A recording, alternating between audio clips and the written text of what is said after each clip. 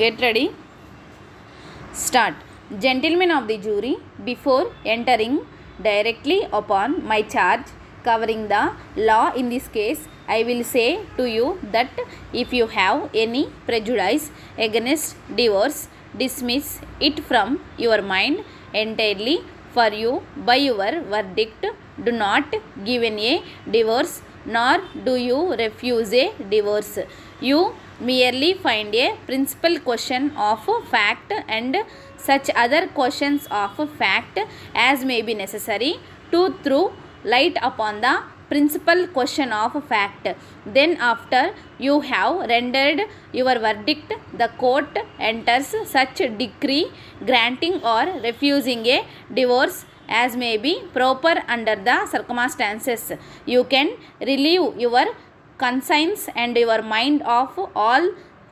thought on that subject, for all you have to do is to simply decide the facts which I will call to your attention, and when you have done that you have no further concern in the matter.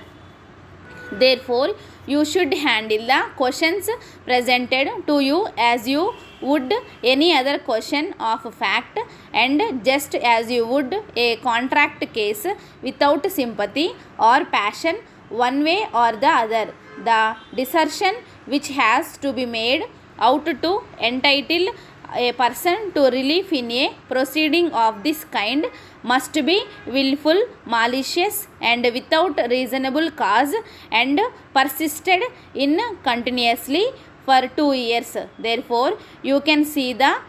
relevancy of the testimony as to what took place at the time of the alleged desertion, to wit,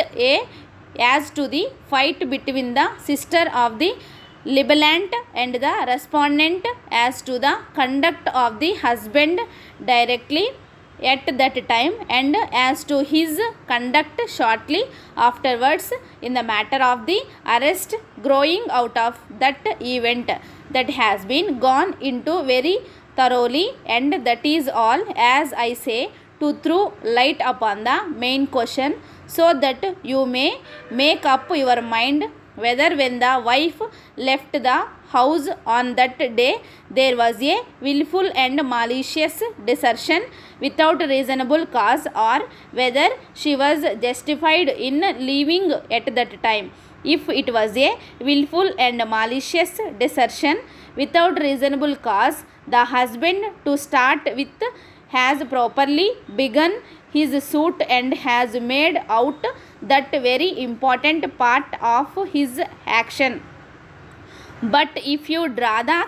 conclusion at the starting point that it was not a willful and malicious desertion without reasonable cause, but that on the contrary the husband had been guilty of cruel treatment, and if the wife, under all the circumstances that have been detailed to you as to what occurred on that day and before that day, and considering the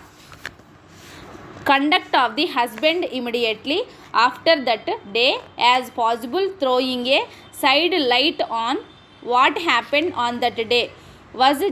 justified in leaving him because of his cruel treatment, then there was no desertion on her part at that time. As the issue is drawn, and as you are to decide that as being the time of the desertion, unless there was a desertion on her part at that time, Mr. Johnson, the plaintiff, would have no right